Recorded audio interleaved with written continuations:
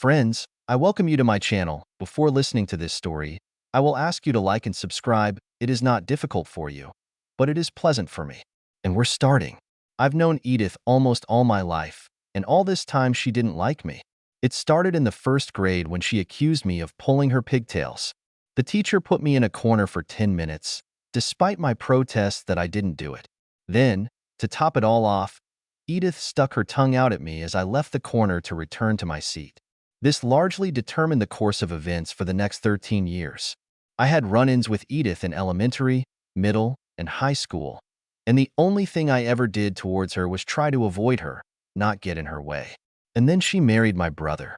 College estranged me from Edith and my brother, who chose to join the army rather than go to college, married Edith when he was discharged and returned home.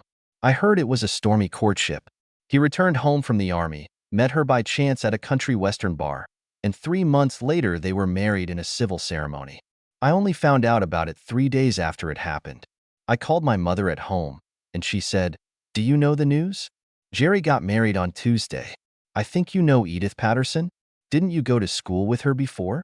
I couldn't figure out what Jerry could see in this fool that made him even think about putting a ring on her finger. Oh, she was a pretty girl, and she really had a good figure, but she had a temper like a bitch. But then it was none of my business. I didn't have to live with her. I graduated from university and got a job 1,000 kilometers from home, and for the next 3 years I hardly spoke with my family, except for weekly phone calls and 2- or 3-day visits during the Christmas holidays. One day my boss called me into his office. "You're from Denver, aren't you?" "Yes, sir." "Do you know this area well?" "I lived there for the first 18 years of my life. We are thinking about opening a branch in Denver. What do you think, based on your knowledge of the region? Where should we be located?" If the choice was mine, I would choose the technical center in Denver. "Well, the choice is yours, Jimmy. So choose the technical center, and the next question is, how soon can you be transferred?" "Sir, the office will be at your disposal, Jim. How soon can you move in and get it in order?" "I'm almost done with the McLaren project, so I need to finish it. I can leave the rest to Mike. Say 3 weeks, or 2 if you're lucky." "Good. We'll finish with McLaren, and then we can sit down and outline what we want to do in Denver." That evening, I called my mom and asked if my old room was available for a couple of months, and she said she was sure we could figure something out. At the time, I didn't pay much attention to her reaction. She and Dad lived alone in a 3-bedroom house, so why wouldn't there be room? When I arrived there, I found that they had redone the house. Dad's big-width model railroad took up space in my old room, and Mom turned Jerry's room into her sewing room. The basement was filled with all sorts of junk. According to my father, there were relics stored there, so it looks like I'll have to live in a hotel or motel. "Oh, no," Mom said. "We've sorted it out. Jerry and Edith have a 3-bedroom house, and Jerry is looking forward to you staying with them." Jerry might be, but I doubted very much that Edith would welcome me with open arms. It didn't take me long to notice that everything was not in order in the house. Edith treated Jerry like dirt, and the worse she treated him, the more he seemed to adore her. 90% of his conversations with Edith could be reduced to "yes, dear," "whatever you say, my dear," and "of course, my love." From the very first minute I entered the house, it was clear that Edith did not share Jerry's feelings when it came to my stay there, and throughout the first week of my stay she tried to subdue me, as if she did not have Jerry. Unfortunately for Edith, I grew up during my school years and learned, the hard way, not to always be Mr. Nice Guy. In fact, I realized how effective a contradiction can be. I ignored Edith. It was something she wasn't used to, and I could tell she didn't like it, but she didn't know what to do.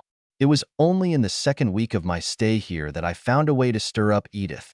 She was pretty, she had a good body, and I looked at her and wondered what she could be like, and somehow she read it in my face. Later that evening, I heard her tell Jerry that she was afraid to be alone with me in the house. Jerry laughed and told her she was imagining things. Damn it, Jerry. He keeps undressing me with his eyes. Girls notice such things. He's my brother, Edith, and I trust him. But I'm not. Jerry worked at the factory alternately, 4 months in the first shift, 4 months in the second, and 4 months in the third. He worked half of his period on the second shift, and in the evenings Edith and I were alone. I started looking at her as if I were undressing her with my eyes, and when she looked at me, I I looked at her sideways and rubbed my crotch. One evening we were sitting in front of the TV, and Edith got up to go to the bathroom, and I asked her to bring me a beer while she was awake. Why don't you get up and go get a beer yourself? You're disgusting. And who are you? A cheater? I see you sitting over there. Yes, I'm interested. I wonder when you're going to snap and try to rip my clothes off. Don't worry, Edie. It won't be me. If that's what you want, you'll have to come and get it. I will not pursue my brother's wife, but I will not push you away if you pursue me. Can't you think of anything but love? You speak as if love is something terrible, vile, that should be avoided. Only with you. Come on. You haven't even tried it. No, but I know you, and I understand everything. 2 days later, the same situation happened again. We were watching TV, and she got up to go to the toilet, and I asked her to bring me a beer while she was awake. This time she didn't say anything. When she returned to the room 5 minutes later, I saw that she had undressed and put on a bathrobe. My mind immediately turned on when I tried to figure out what she was up to. Was she trying to arrange something? Make me do something and then run to Jerry? What if she had done it? Did I really want to stay there anyway? It took only a fraction of a second to think about these thoughts, and in the same fraction of a second I decided what to do. She didn't move, but just looked down at me and grinned. Are you satisfied now? Are you sure you don't want to go even further? It's a pity your brother can't see you now. He doesn't see how devoted you are. Go on, tell him, I said. He wouldn't believe me. He'd think I was just trying to force him to make you leave. We wouldn't want that, would we? I said, taking my hand away, and I was almost willing to bet that I saw the disappointment in her eyes when I did it. That evening changed my relationship with Edith. Edith began to wear a bathrobe all the time when we watched TV, and she always moved so that the robe partially opened, and I could see that she was naked under it. By then I was pretty sure she was trying to seduce me into something. But for what purpose? She noticed that I kept glancing at her, grinned, and asked, "Who are you, a peeper or a libertine? Or is it the same thing?" I just smiled at her and then pointed at the TV. Do you see this, Edie? Most of the time, it's just a big box full of electrical stuff that just stands there and does nothing. When you want to watch a program in it, you need to press the power button to make it work. That's how your robe works. You're so disgusting. Disgusting, Eddie? Do you want something disgusting? She got up and ran out of the room, and I laughed. The next day was difficult for me in terms of work. The contractors completed the electrical installation work in the new office, and the construction inspector signed the act of commissioning. The office furniture was delivered, and I had difficulty putting everything in its place. When I got home, I was hot and sweating, so the first thing I did was take a shower. I was soaping my chest when the shower curtain opened and Edith entered the shower with me. Edith? What the hell are you doing? I'm going to wash your back. I'll wipe the places you can't reach, she said, taking the cloth from me. I can do it myself, Edith. We repeated it twice more before she pushed me away and said, I need to take a shower and clean up the bedroom before your brother gets home. No more words were spoken, and I went to my room, wondering what had just happened and why. That day opened all the floodgates for me. Since then, Edith has been lashing out at me as soon as I get home from work. She would meet me at the front door naked and ready, and often we would do it on the floor right outside the door. I never asked her why she was doing this because I didn't really want to know. I felt guilty for using my brother's wife, but I allowed myself to explain it. One day I asked, "Aren't you afraid that Jerry might come home early one day and catch us?" "No, not really. He's a good guy, but he's not the sharpest knife in the world." I could have told him that we were just playing a joke on him, and he would have believed it. I wondered why, since she had such a low opinion of him, she married him, but I kept my mouth shut. Saturday and Sunday were bad days at home. Jerry didn't go out or do anything at all. He was just sitting in a reclining chair in front of the TV, watching baseball games and drinking beer. It drove Edith crazy because she wanted to make love, but would rather do it in the absence of her husband. Since he had stayed at home, she had become more inventive. She dragged me into the basement on the pretext that I had to help her move something, and then sat on the dryer while I used it. Then she cleared a space in the basement right under Jerry's chair so she could hear if he stood up, put a rolled-up sock in her mouth, and then knelt down and motioned for me to stand behind her and use it. Another time, when Jerry was in the shower, she grabbed me and, leaning one ear towards the shower stall, spread her legs and told me to hurry up and use her. One day, after a very long evening that started at the front door, moved to the kitchen table, moved from there to the sofa in the living room, and finally ended up on her bed, I asked. Why? You've spent 13 years of your life trying to show me how much you dislike me, and now you can't seem to get away from me. What's happening? You mean you still haven't figured it out? I think not. Keep thinking about it. Sooner or later it will come to your mind. Damn it, Edith. Is it never enough for you? Between Jerry and me, you should be bow-legged. Jerry has nothing to do with this. I asked myself again why she was with him if she had such a low opinion of him. Oh well, that's not my problem. I had an office ready to work, and I was finally able to find time to find a place to live. At dinner on Saturday, I told Edith and Jerry that I was going to start looking for a place to live. Edith took the news calmly, and the expression on her face as she looked at Jerry said, "It's about time, damn it." Jerry, on the other hand, made an effort to try to persuade me to stay. I feel better knowing she's in good hands while I'm at work. She was in my arms, but not safe, at least by his definition. Later, I heard Edith tell him that she was glad I was leaving and asked him to stop trying to dissuade me from going. An hour later, she asked me if I was crazy. It'll be a lot easier for both of us if you're here. Come on, Edith. I overheard you telling Jerry that you were glad I was leaving. Of course, I told him about it. As long as he thinks I want you to leave, he won't suspect us. Don't look for a place to live, please.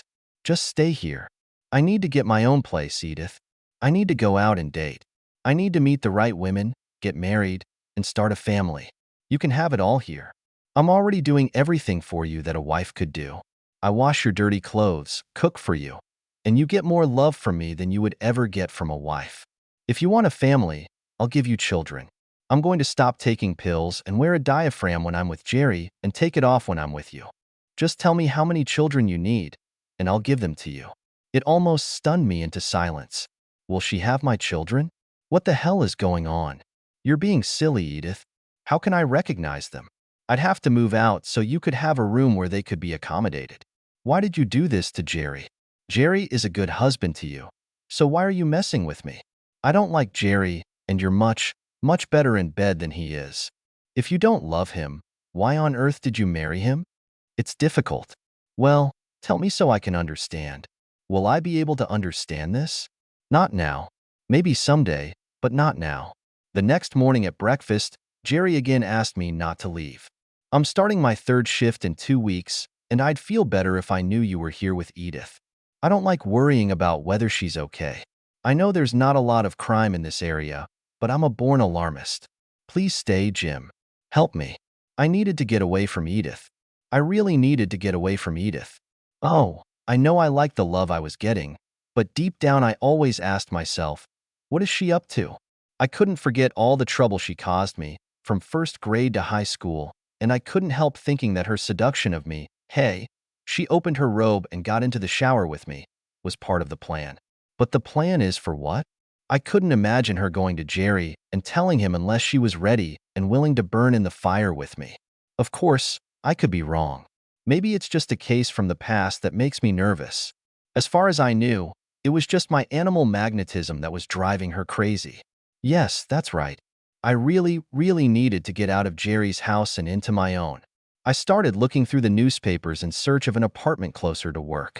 When I finished my job, I drove around the city in search of a decent apartment and found a lot of them, but I couldn't find what I wanted. Well, that's not exactly true. I couldn't find what I wanted at a price I could afford. So, I was still staying with Jerry when he started the night shift.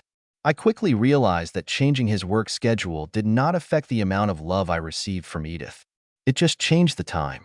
Usually during the week I went to bed around 10:30 and got up at 5:30 in the morning. Now, when Jerry was working at night, no sooner had his car pulled away from the driveway than Edith climbed into bed with me. It went on like this for 3 weeks before I finally convinced myself that I'd better stop being so picky about apartments. I'd better just find what I can afford, and as soon as possible. I needed to get out of Jerry's house before he came home from work early one day and found the two of us snoring in each other's arms. What finally motivated me to take action was what happened on the first evening of Jerry's 4th week of night shift. at midnight. Edith came into the room as soon as Jerry left, climbed into bed with me, and when I was completely exhausted, she snuggled up to me and whispered, "I hope tonight was the night, Jimmy. I really hope that tonight was the night." I hugged her and nuzzled her neck, asking, "What night is it, honey? I hope we will have a baby today." "What?" I asked as my blood turned to icy water. "I hope that you will get me pregnant tonight, my love. I know you want children, so I want to give you one." I stopped taking the pills when Jerry changed, and I didn't put my diaphragm in tonight. "I want your baby, Jimmy. I want to get pregnant by you."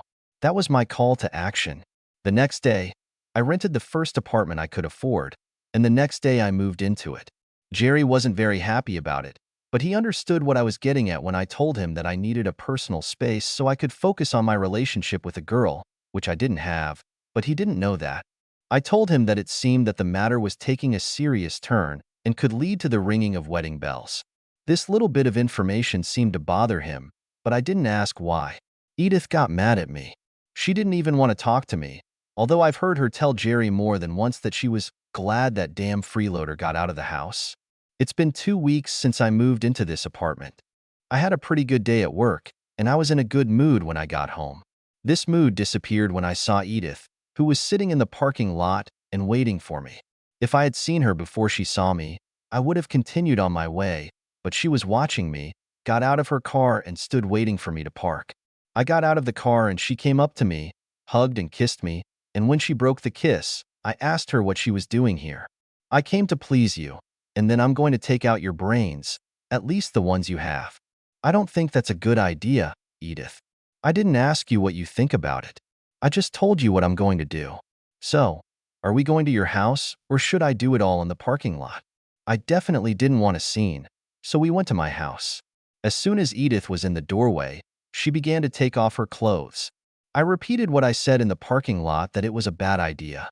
"Just shut up, Jimmy, and get undressed. I wouldn't have to be here if you just stayed with me where you belong." "Where I'm supposed to be? Why in the name of all that's holy did I have to be with you?"